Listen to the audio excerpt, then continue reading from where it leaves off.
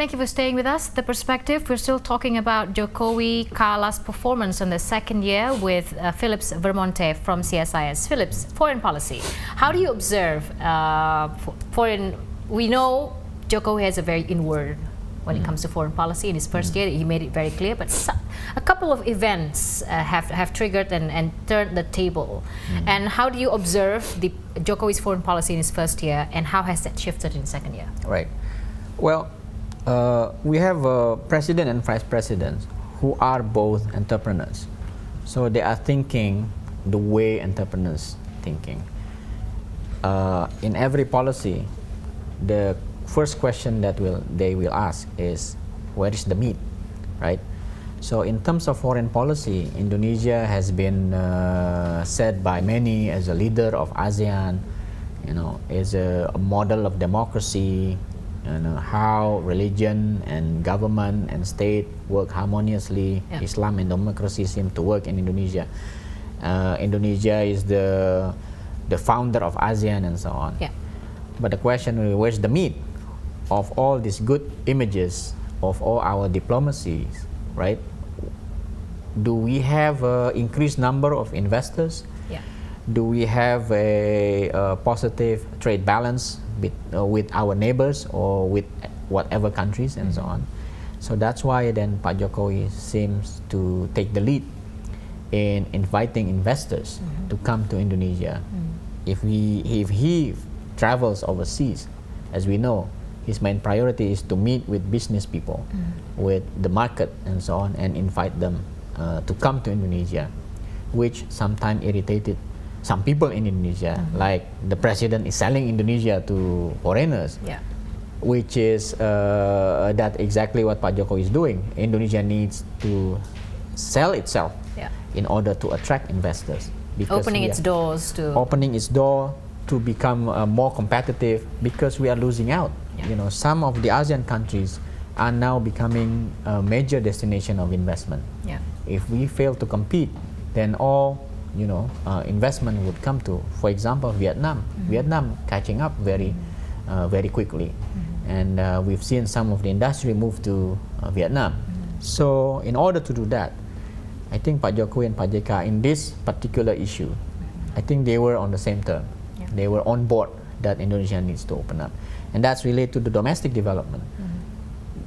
There is no point if you are inviting investors, but when they come, they don't see any infrastructure. Right. They don't see energy support and so on. So Pak Jokowi seems to me place more emphasis on the pragmatism of international relations.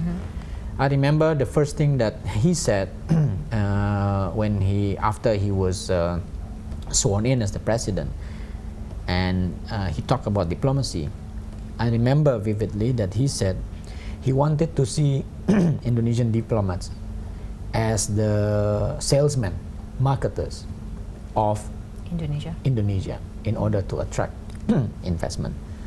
But the thing is this, if we look at the organizational structure of our Ministry of Foreign Affairs, the section of the economic diplomacy, so to speak, economic relations, is very small. They are still heavy on the international negotiation, multilateral organization, and so on. But on the economic relation is shrinking. It's a very small units now in the Ministry of Foreign Affairs.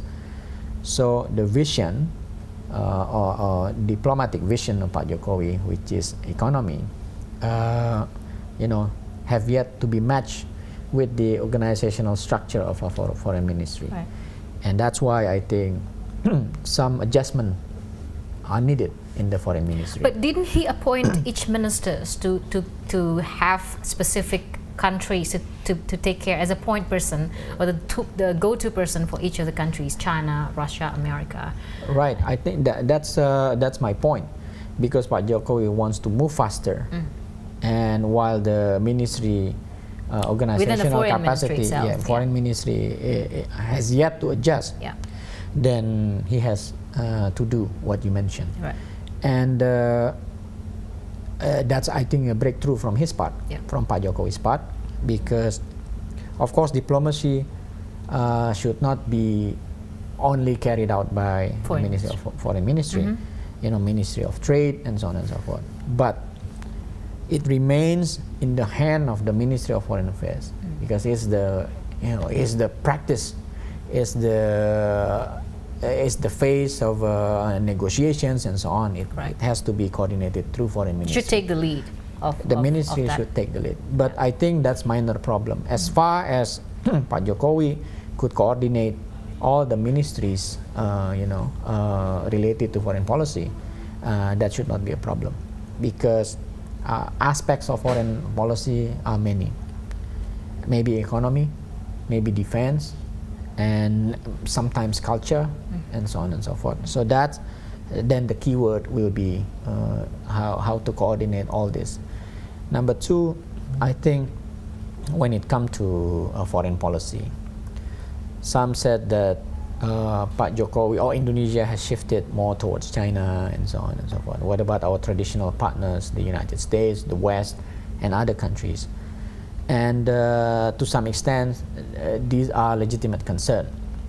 But if we look at the data, actually, we should not play China against the United States on Indonesia, and we should not think that we are able to do that.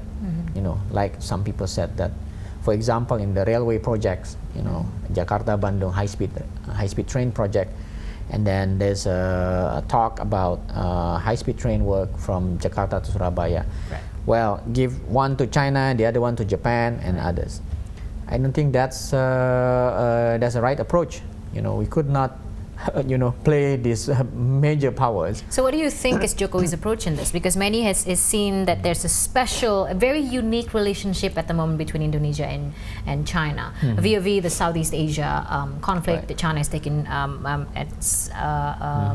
assert its power on South China Sea. With China, I think what happened is the coincidence of interest between Indonesia and China. That is, from the Indonesian side, Pak Jokowi has this vision of making Indonesia a global maritime fulcrum that places maritime at the center of attention of foreign and domestic policies. And at the same time, China, as you know, started in 2013 when President Xi Jinping came to Indonesia and spoke before our parliament, DPR. He launched what then become the 21st century maritime Silk Road. So you see, there is this coincidence of interest. China has announced their new vision about maritime cooperation and maritime development. And then when Pak Jokowi came to power in 2014, a year later, he also proposed this grand vision of Indonesia as a maritime power. And of course, China welcomes that, and Indonesia also welcomes the initiative.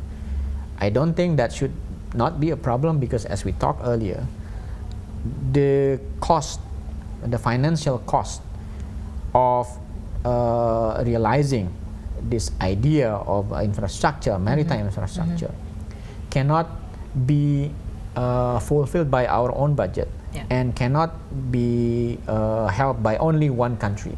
Because it's a huge project and expensive. So what we need to do is to diversify source of financing all these projects. And China becomes, I think, one of the obvious source, because China at the same time also becoming major economic powers, probably the most liquid country that would help neighboring countries. Whether or not it has some geopolitical consequences, that's another question that we need to deal with. So. Now, Philip, before we go, very quickly, the U.S. presidential election is in within 3 weeks. What should Indonesia be looking up to here? There's fear. They say on the third presidential debate, Hillary put the nail on the coffin on Donald Trump. But what are your views on it? How should Indonesia approach this next the good relationship that has been forged? Right. I think the fact is this: the U.S. remain the superpower. Right. We talk about China. China is economically growing. It will certainly becoming a major economic power. but the US remains the strongest country on earth when it comes to military. So we have these two situations, that is China as a giant economic power and the US as a giant military power. So whatever happens in the US will affect, unlike the Indonesian election, countries surrounding us would not really, bother.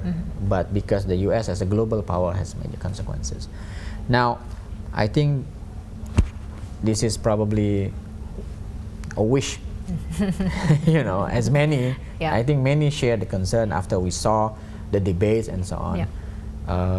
One of the candidates certainly was an erratic person, and that is not preferable given the fact that we have so many difficult situations across the globe.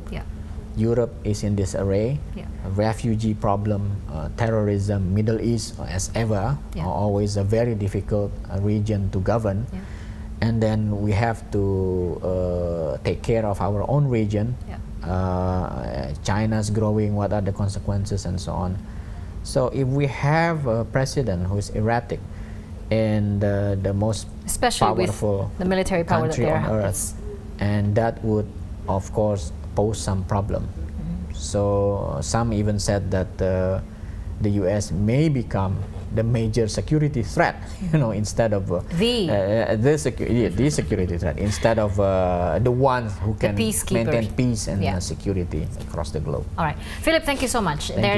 We barely scratched the surface, but we hope to speak to you again soon on this. Thank you for spending some time with us. Thank you. Ladies and gentlemen, thank you for watching The Perspective. That was Philip Vermonte, the Executive Director for Center for Strategic and International Studies, a view on Jokowi-Kalla's administration performance on its second year. Thanks for watching.